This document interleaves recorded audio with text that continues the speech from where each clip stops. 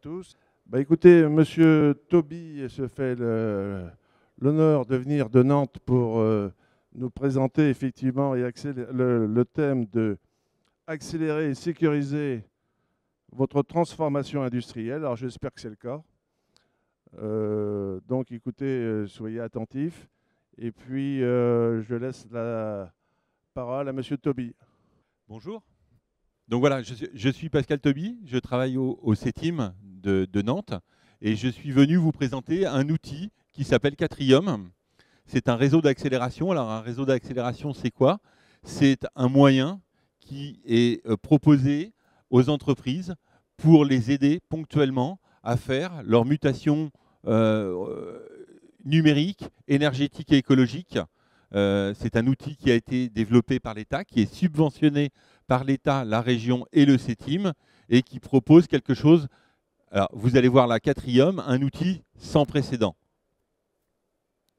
Donc déjà, pour remettre ça un petit peu en lumière et en contexte, il aura échappé à personne qu'on est dans une situation de transition, on est en train de muter d'un monde d'abondance, comme l'a caractérisé notre président de la République, à un monde où il va falloir être un peu plus économe. Donc on voit qu'il y a une explosion du digital, on voit naître tous les jours des nouvelles applications, tout aussi pertinentes les unes que les autres. On a également des technologies nouvelles qui apparaissent, donc des technologies qui peuvent remettre en cause quand même pas mal de choses, et il y a énormément de choses à voir sur ces nouvelles technologies. On voit apparaître, donc se démocratiser, parce que ça apparaît déjà depuis un moment, tout ce qui touche à la robotique. Un robot, il y a une quinzaine d'années et aujourd'hui, le prix a été divisé par 2. Donc on a de la robotique, on a ce qu'on appelle de l'IoT, les objets connectés. On a également de l'intelligence artificielle qui commence à arriver, de la réalité augmentée, de la réalité virtuelle, j'en passe. Il y a beaucoup de choses qui apparaissent dans ce domaine-là. Donc on a, d'un point de vue technologique, on est à une période charnière et on est en train de muter vers un autre mode de compréhension de la technologie et de son utilisation. Parallèlement à ça, on a subi le Covid, on a subi des transformations, on le voit avec la guerre en Ukraine, on le voit aller avec tout ce qui peut nous arriver et qu'on n'avait pas prévu. Il n'y a plus de moutarde dans les grandes surfaces, il y a la variole du singe, il y a plein de choses qui arrivent qui n'avaient jamais été anticipées et qui fait que certains comportements changent.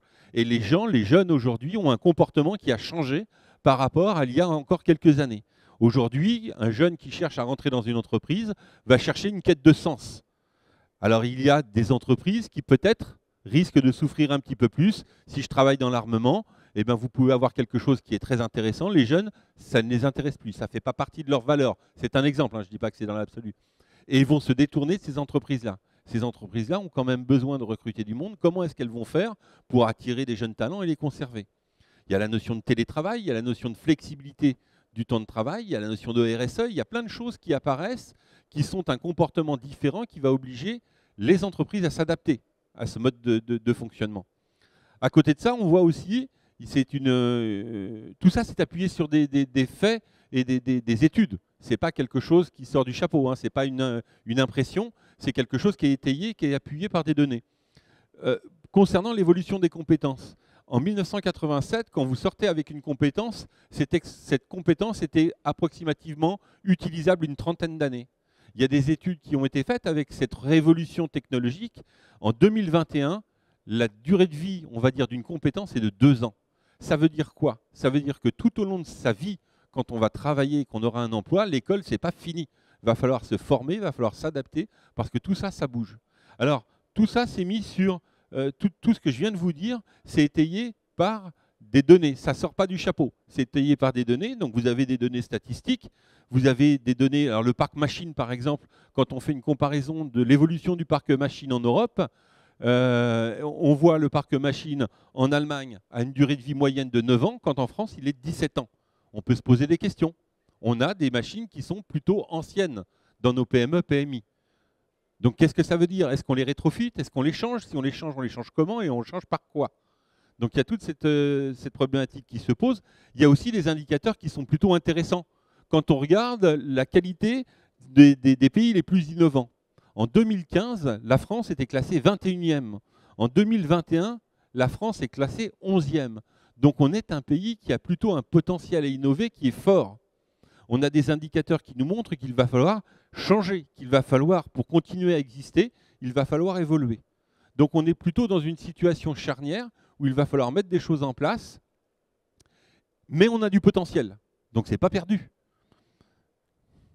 Donc l'État, qui a largement aidé nos entreprises avec le Covid, le plan de relance, etc., on ne peut pas contester le fait que l'État se soit mouillé un petit peu là-dedans et nous ait aidé tout le monde, fait le constat de dire si on doit rester compétitif, est-ce que nos PME, PMI sont prêtes pour cette révolution qui va être à la fois numérique, écologique, énergétique. Elle fait le constat sur la base des données que je vous ai montrées précédemment que ce n'est peut-être pas forcément le cas. Donc, elle réagit, elle dit « Je demande à ce que soient mis en place 8 plateformes d'accélération. » Et ces 8 plateformes d'accélération vont avoir pour objectif d'accompagner les PME, PMI vers cette transition énergétique, écologique et environnementale. Il va falloir les aider. Il y a des centres techniques, il y a des gens dont c'est la compétence, il va falloir monter des plateformes pour les aider. Il va falloir aller les chercher. Sur les plateformes d'accélération, les grands groupes, les ETI, viennent naturellement. Ils savent qu'ils ont des choses à récupérer. Donc ils viennent naturellement. Les PMI, PME sont beaucoup plus frileuses. Elles sont aussi dans un quotidien.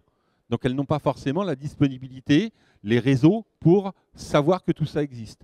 Donc des plateformes ont été montées, 8 plateformes en France, pour pouvoir aller les chercher et les emmener vers de l'accompagnement, les aider de façon à pouvoir réussir cette transition à la fois numérique, énergétique et environnementale. Donc 8 plateformes en France, le CETIM, le Centre technique des industries de la mécanique, qui est le plus gros centre technique en France, toute profession a un centre technique. Vous travaillez le cuir, vous avez le CTC qui est à Lyon, vous faites des fruits et légumes, vous avez le CTIFL qui est basé à Limoges, sur le Centre technique des industries fruitières et légumières. Vous êtes dans le domaine de la mécanique, vous avez le CETIM. Donc le CETIM décide de prendre 4 plateformes. Originalité de cette prise de la moitié des plateformes, ces plateformes vont être en réseau, de façon à pouvoir limiter les investissements sur une plateforme si la solution existe sur une autre. Et on pourra d'une plateforme rebondir sur une autre pour montrer des cas d'exemple, montrer ce que l'on est capable de faire et ce qui existe aux PME, PMI. Donc ces 4 plateformes sont en réseau. Vous remarquerez qu'on n'en a pas à Toulouse, en Occitanie. Vous en avez une en Occitanie. Vous avez une plateforme, elle s'appelle Paddock. Elle existe, elle est là, elle fonctionne. Elle est plus axée de ce que j'ai pu voir, elle est plus axée sur la formation initiale et adossée à des laboratoires universitaires. Nous, on est plus axé sur l'accompagnement. Donc il y a sans doute de la complémentarité. Et s'il y en a un qui peut fédérer ces plateformes entre elles, c'est celui qui en a pris 4. Et donc, je suis dans une logique où je viens vous présenter un outil qui n'est pas du tout en concurrence avec Paddock, mais en complémentarité. Si on peut bosser ensemble, c'est tout l'intérêt de la chose. C'est qu'on travaille ensemble de façon à ce que nos PMI et PME réussissent cette mutation technique, numérique, écologique et énergétique. Donc, il y a des objectifs, bien sûr, l'État, les régions et le CETIM qui financent ce réseau de 4 plateformes se sont donné des objectifs qu'on peut voir là, des objectifs d'accompagnement, des objectifs pour consolider des écosystèmes, la décarbonatation, l'économie circulaire, tout ce qui concerne le recyclage, tout ce qui concerne ces choses-là. Donc je vous laisse les lire, il n'y a pas d'intérêt fort à les énumérer ici, mais sachez que ces plateformes ne fonctionnent pas dans du vide et du creux. Il y a des objectifs qui sont chiffrés, il y a des objectifs à atteindre, donc on va aller chercher ces PME, PMI, qu'elles le veulent ou non, on va aller les voir et au moins elles ne pourront pas dire qu'elles n'étaient pas au courant. Après, c'est à elles aussi, ces PME, PMI, de s'accaparer l'outil. Cet outil est fait pour eux, il n'est pas fait pour faire beau dans le décor. Et il est en complémentarité avec tout ce qui peut exister autrement. Donc je vais focaliser sur la plateforme dont j'ai la responsabilité, qui est la plateforme des Pays de Loire. Cette plateforme est à elle-même un réseau. C'est-à-dire que cette plateforme est constituée de différents partenaires. On est 4 dans la plateforme Pays de Loire, avec le CETIM comme porteur, spécialisé dans tout ce qui est mécanique, avec des compétences en robotique, avec des compétences en réalité virtuelle, réalité augmentée, mais n'est pas le spécialiste de ça. Donc c'est à coquiner, je dirais, et à monter un consortium avec Clarté, Clarté qui est un centre technique régional basé à Laval, dans la Mayenne, et qui est spécialiste de tout ce qui est réalité virtuelle, réalité augmentée, intelligence artificielle. Proxinov qui lui est basé à La Roche-sur-Yon, donc en Vendée, et qui est spécialiste de tout ce qui est robots. Tous les robots, ils ont un exemplaire d'à peu près tous les robots qui existent. C'est du Stobli, c'est de la Skawa, c'est du Fanuc, c'est du Kuka. Ils ont ces robots-là, ils les ont testés. Ils sont capables de vous dire qui est plus facile à programmer que tel autre, qui sait faire quoi, quelle est la spécialité de chacun, et vous accompagner dans un investissement si toutefois vous envisagez d'acheter un robot. S'il y a besoin d'une compétence métier, on s'associera avec le CETIM, et s'il y a besoin de mettre de l'IoT pour mesurer certaines données qui nous intéressent, le quatrième partenaire, c'est WeNetwork. WeNetwork, c'est tout ce qui est électronique industrielle. C'est un centre technique régional qui est basé à Angers et qui travaille sur tout ce qui est électronique embarquée. Vous pouvez, ne serait-ce que cet exemple-là, tout ce qui concerne les circuits de puissance des voitures électriques à venir va embarquer de l'électronique. Donc quelqu'un qui travaille dans le domaine de la mécanique va peut-être à un moment donné avoir besoin d'une compétence complémentaire qu'il pourra trouver, si c'est de l'IoT, au travers de ce partenariat-là. C'est fini les métiers les entreprises multimétiers, c'est excessivement rare. Maintenant, quand quelqu'un achète une pièce, il n'achète pas une pièce, il achète une solution. Et cette solution est généralement la juxtaposition de plusieurs métiers, donc plusieurs compétences. Donc à Nantes, on a une plateforme d'accélération qui est en réseau avec les 4 autres plateformes qui existent. Et cette plateforme est pilotée par le CETIM et est le regroupement de 4 centres techniques, chacun ayant sa spécialité, chacun travaillant en complémentarité de l'autre, avec des zones de recouvrement, ce qui nous permet de mieux nous comprendre et de mieux échanger. Donc Quatrium, c'est quoi physiquement? Physiquement, c'est 250 mètres carrés, c'est basé à Nantes, et c'est une plateforme où vous avez des parcours qui peuvent être faits parce qu'il y a 2 types d'entreprises qu'on va rencontrer. Il y a celle qui a bien compris qu'il allait y avoir quelque chose, mais qui ne sait pas quoi, et qui se dit, ok, le numérique, l'écologique, j'ai bien compris, l'énergétique, je le prends en pleine figure actuellement, donc je le comprends d'autant plus maintenant, mais on fait quoi? Je ne sais pas, j'ai besoin qu'on me montre des choses. J'ai besoin d'être acculturé. J'ai entendu parler d'AGV, d'AMR. C'est quoi la différence entre les deux? Eh bien, dans cette zone d'embarquement, il y a tout un parcours qu'on appellera parcours 1 qui permet d'être sensibilisé, d'être acculturé à cette notion de transition numérique, écologique et énergétique. Donc il y a des démonstrateurs, ce qu'on appelle des démonstrateurs, qui sont là pour vous faire la preuve par l'exemple que c'est possible. Et il y a même des témoignages de gens qui ont franchi le pas et qui ont été au-delà de la simple chose que l'on voit à l'écran, de façon à vous sensibiliser. Ça, c'est le parcours 1, celui qui n'avait pas d'idée au départ et qui se dit « je veux bien voir, je veux bien qu'on m'explique ». Et on prend un temps particulier pour lui, et ça, c'est entièrement financé. Il n'y a pas de dépenses pour l'industriel, donc il a intérêt plutôt à venir. Et puis, il y a ceux qui savent déjà, en disant, voilà, moi j'ai réfléchi, j'envisage plutôt, mettons, de la robotique. Alors j'envisage de mettre un robot de dévraquage sur une machine qui va charger des pièces pour faire de l'usinage. Et j'aimerais que ça tourne aussi la nuit. C'est issu d'une découpe laser. Bon, on pourrait aussi se poser la question de qu'est-ce que j'utilise comme gaz au niveau de ma découpe laser, comment est-ce que je décharge ma machine pour l'optimiser. Eh bien, donc là, on a un projet qui est assez concret et on va utiliser le hub qui est ici et on va faire, en fait, on va aller voir des démonstrateurs. On va aller voir des démonstrateurs qui sont en fait quelque part des preuves de concept et qui vont vous montrer que ce que vous avez pensé, c'est possible. C'est possible et ça existe. Et au-delà de cette chose-là, de ce hub au travers duquel on va pouvoir voir des démonstrateurs, on va pouvoir être en relation, quel que soit le site, que ce soit Nantes, les Hauts-de-France, Mulhouse, Cluses, Saint-Étienne, et peut-être demain, Paddock, Propulse du côté de Bordeaux, on va pouvoir être en lien pour que sans que vous ayez à vous déplacer à Cluses pour voir une machine d'usinage et le lendemain pour voir des contrôles non destructifs sur Paris, on va organiser des réunions dans ce hub où à l'autre bout, vous avez des gens qui sont équipés de moyens audiovisuels, qui vont vous montrer des démonstrateurs. Vous allez échanger avec des spécialistes qui vont s'être mobilisés pour ce rendez-vous. Ça aussi, c'est subventionné. Donc ça ne coûte rien aux PME, PMI que de venir solliciter cet outil-là. Donc ce serait quand même dommage de ne pas en profiter. Et puis on verra la dernière phase, puisque le but, on a dit que c'était d'accompagner, la dernière phase, c'est l'accompagnement. Et là, l'accompagnement nécessitera que l'industriel paye quelque chose. Sur cette zone d'embarquement, on a parlé aussi de démonstrateurs. Donc en Pays de Loire, les démonstrateurs que nous avons sont autour du soudage, la problématique du soudage, la problématique de la mise en peinture de pièces, la problématique de l'IoT, de ces capteurs que l'on peut mettre pour détecter une donnée, pour faire de la remontée de données et traiter ces données-là. Et puis la réalité augmentée, comment en fait je peux envisager quand j'ai une machine que j'achète, cette machine, comment elle va s'implanter chez moi? Eh bien, je peux très bien la voir de façon virtuelle. Il existe des outils qui permettent de la voir de façon virtuelle alors qu'elle n'est pas encore construite. Parce que quelqu'un a fait un schéma 3D, que ce schéma 3D, on sait l'exporter dans le monde réel, et qu'au travers de lunettes, vous êtes capable de voir dans votre implantation une machine qui n'est pas encore arrivée.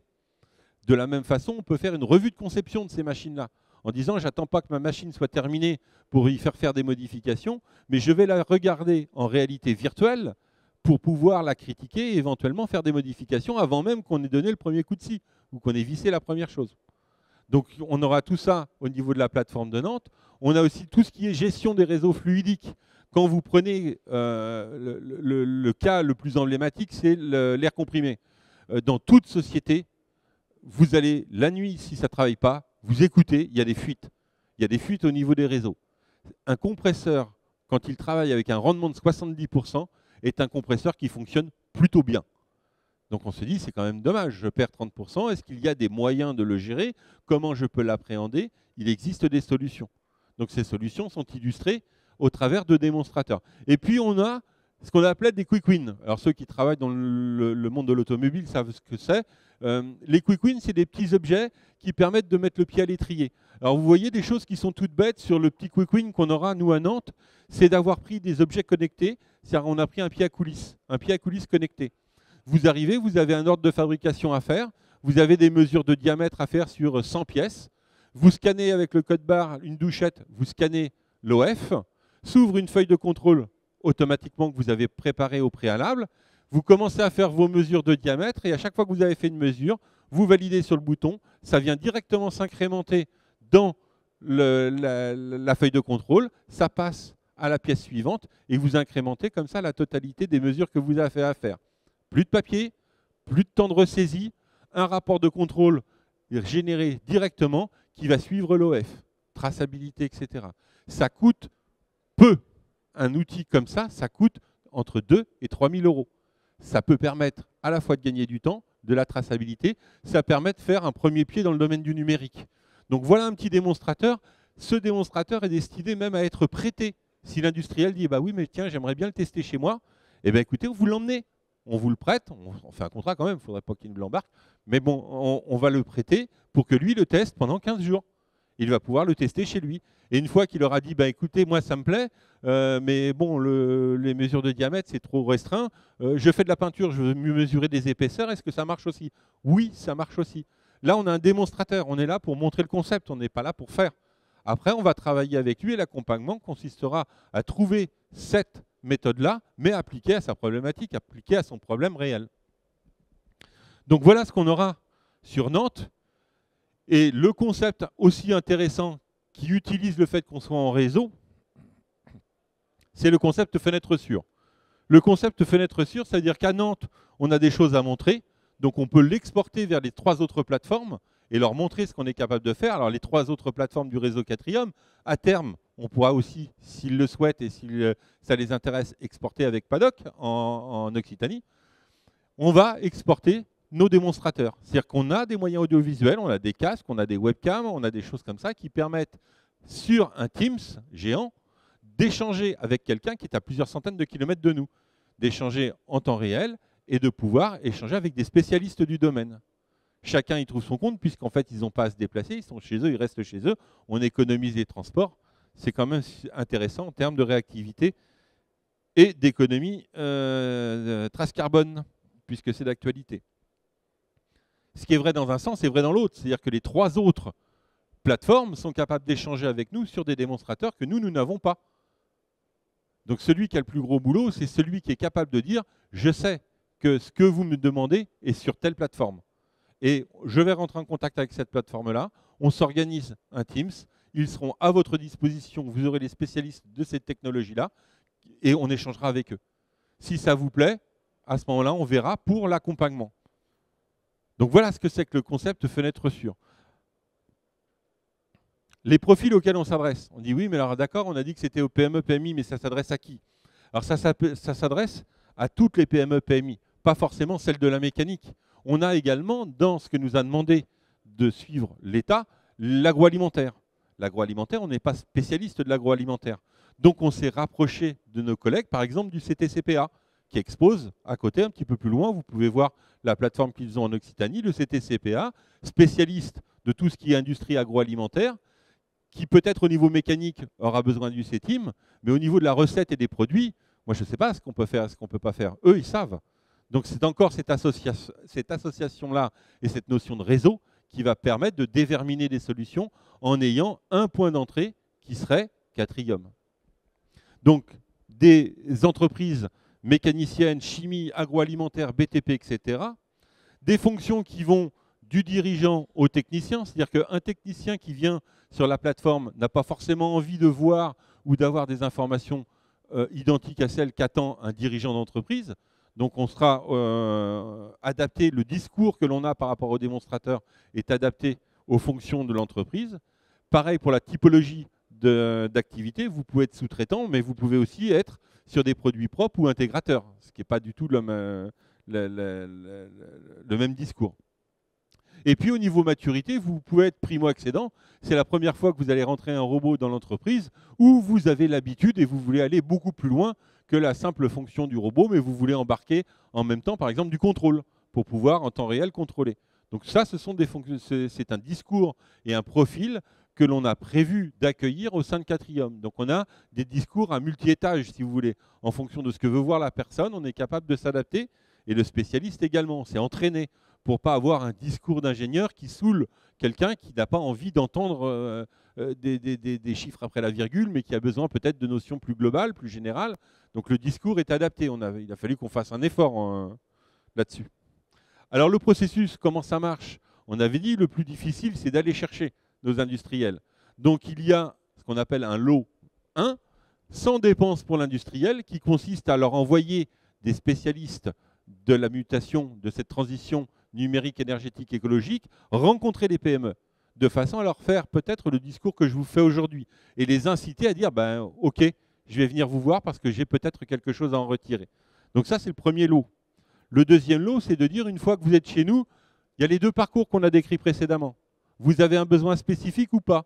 Non, je n'ai pas besoin de spécifique. J'ai des questions à poser et je voudrais qu'on m'initie, qu'on m'acculture. Et c'est ce qu'on va faire, il n'y a pas de questions idiotes. Hein.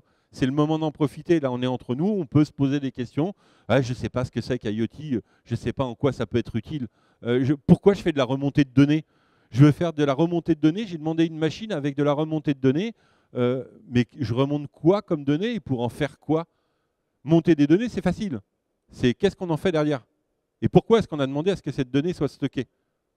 Donc on va travailler tout ça et on va expliquer tout ça de façon à sensibiliser pour impulser et inciter à faire. Et puis, le deuxième niveau de parcours, c'est celui qui a déjà une idée et qui souhaite que cette idée soit concrétisée par un projet. Et là, donc, on va échanger, on va confronter le problème aux spécialistes, le projet aux spécialistes. Ça, c'est toujours sans dépense pour l'industriel, c'est quelque chose qui est financé. Ce n'est pas gratuit, c'est financé. Ça veut dire qu'il y a quelqu'un qui paye à l'autre bout. Et ben, c'est nos impôts, c'est l'État, c'est le CETIM, donc les industriels de la mécanique qui payent aussi, et les régions. Et puis, donc tout ça, c'est réalisé par des conseillers en développement industriel, des gens qui ont été spécialement formés pour ce type de discours, et ce qu'on appelle des architectes de la transformation. Appellation à la mode, en fait, de spécialistes qui savent appréhender, faire du diagnostic par rapport aux entreprises pour détecter les sources de transition. Et puis derrière, il y a le lot 3. Le lot 3, c'est de l'accompagnement. C'est-à-dire qu'on construit une feuille de route et on vous fait une proposition. Cette proposition, vous êtes libre de l'accepter ou pas, parce que là, du coup, l'industriel a une contribution. Il faut payer. Il y a un devis, il y a des heures à passer. Là, c'est plus subventionné. C'est du particulier, c'est plus de l'intérêt général, c'est de l'intérêt particulier. Donc, il y a une part à payer. Il y a des dispositifs qui seront mis en œuvre de façon à réduire le coût en utilisant des aides qui peuvent exister, etc. Et ça, c'est réalisé non plus par les mêmes personnes que celles qu'on a vues qui sont venues sur le lot 1 et le lot 2, mais par des spécialistes, par des ingénieurs, des techniciens et des spécialistes de la technologie qu'on cherche à développer. Si vous le souhaitez, puisqu'on a dit que l'accompagnement se faisait jusqu'au dernier kilomètre, c'est-à-dire que l'accompagnement se fait jusqu'à la réception, à la limite de la machine chez vous. Donc à un moment donné, va se poser la question de, on a rédigé un cahier des charges de consultation, je consulte qui ? Qui est capable de répondre à mon besoin ? Donc il existe une plateforme qui s'appelle Boost French Fab, où là on a des offreurs de solutions, grosso modo des fournisseurs, qui sont là, qui vont pouvoir lire votre cahier des charges, y répondre, s'ils savent répondre, ou ne pas y répondre s'ils ne savent pas répondre. Vous pouvez être anonyme quand vous êtes sur cette plateforme-là, ou vous pouvez être identifié, en disant je m'appelle un tel et je cherche tel fournisseur. Il n'y a aucune obligation à pactiser avec les gens de Boost French Fab. C'est juste une ouverture qui vous est donnée de vous assurer qu'il y aura des gens qui vont pouvoir répondre. Boost French Fab, il y a quand même un paquet d'entreprises derrière qui sont des offreurs de solutions, des roboticiens, des intégrateurs, etc. Alors je voulais vous montrer maintenant, pour finir mon intervention, un exemple d'une entreprise qui a mis en place, parce qu'on dit oui, ouais, mais d'accord, mais ça c'est bien pour les entreprises qui ont des produits identifiés, c'est bien pour des gens qui font de la série, etc. Mais chez moi, ça ne peut pas s'appliquer. C'est faux. Alors là, ça s'applique partout. J'ai pris un exemple d'une société qui fabrique des bordures en ciment. On peut se dire, waouh, qu'est-ce qu'elle va mettre de numérique dans ces bordures en ciment? Elle a des moules, elle coule du ciment, elle démoule, et puis elle a ses bordures. Alors elle les ponce pour que ce soit propre et comment lisse, calibré. Et puis, qu'est-ce qu'on peut mettre de numérique là-dedans? Eh ben, le numérique, vous allez le voir, c'est en fait l'exemple d'application que je vais vous montrer. On approvisionne, en fait, on a un appro de bordures qui sont sur palette. Ces bordures-là, elles sont prises une par une pour être transférées sur une grenailleuse. Une grenailleuse, c'est un outil qui va venir en fait faire un peu des bavurages, qui va venir parfaire un petit peu, arrondir les angles et nettoyer les pièces. Donc on transfère ces bordures au niveau de la machine de grenaillage, ça traverse la machine de grenaillage et c'est récupéré maintenant, puisque ça a été traité, c'est récupéré pour être enlevé et conditionné, destiné à la vente. Donc on décharge et on met sur une autre palette. Puis après, c'est emmené pour être stocké et destiné à la vente.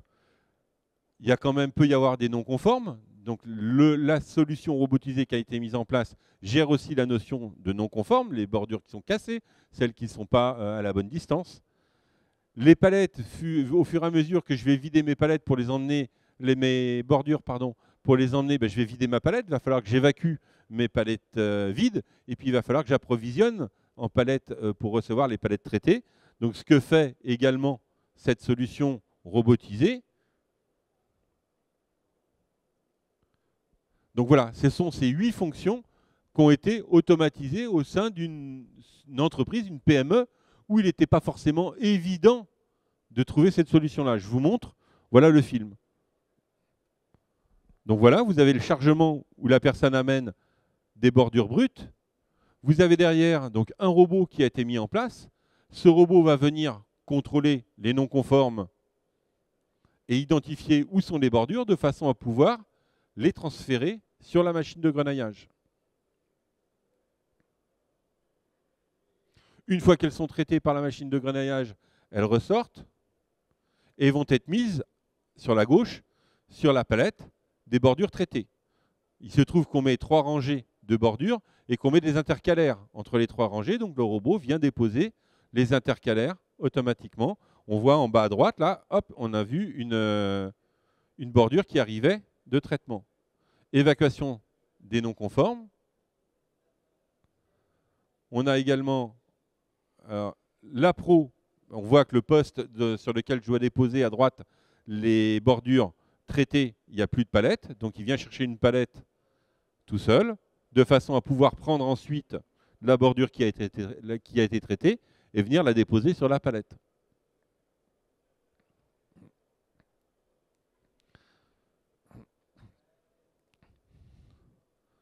On va voir également la pose des intercalaires.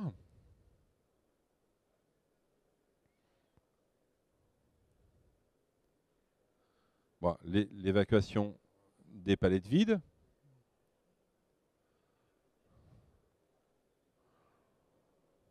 La pose des palettes traitées. Et l'évacuation des palettes traitées.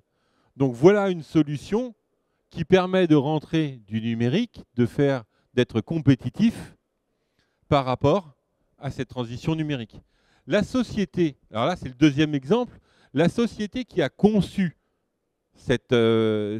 toute cette machine, qui s'appelle Alfi Technologies, qui est basée en Pays de Loire, on peut se dire, bah, voilà bien une entreprise qui n'a pas besoin d'être accompagnée au niveau numérique, puisque des solutions, elle en vend, donc elle se l'est forcément appliquée. Eh bien, ce n'est pas forcément vrai. Et je voulais vous le montrer au travers du témoignage du directeur industriel de ces sociétés qu'on est allé interroger.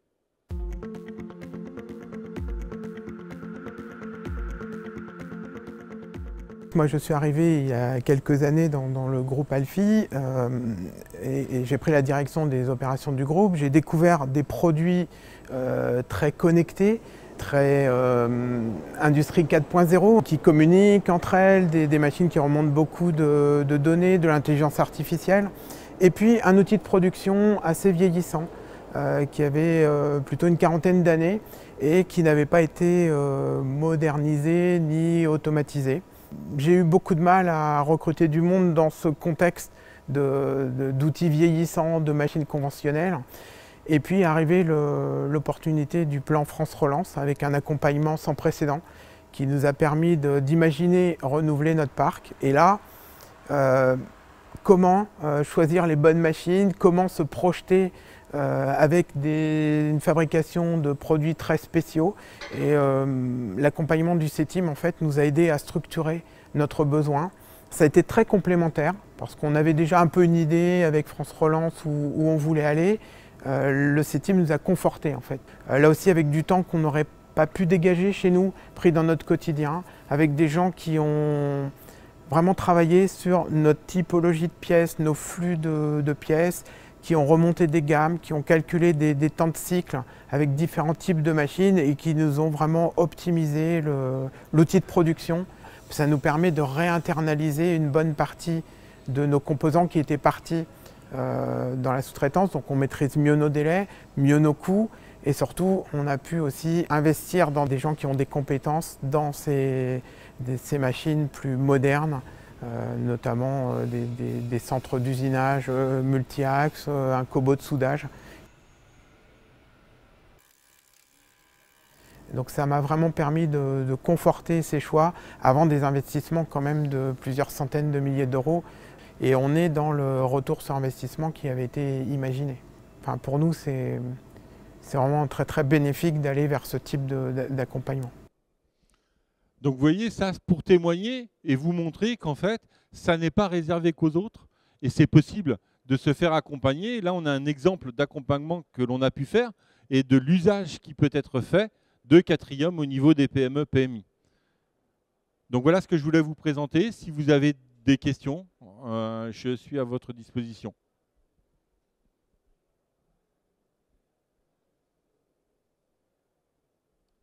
Tout était super clair.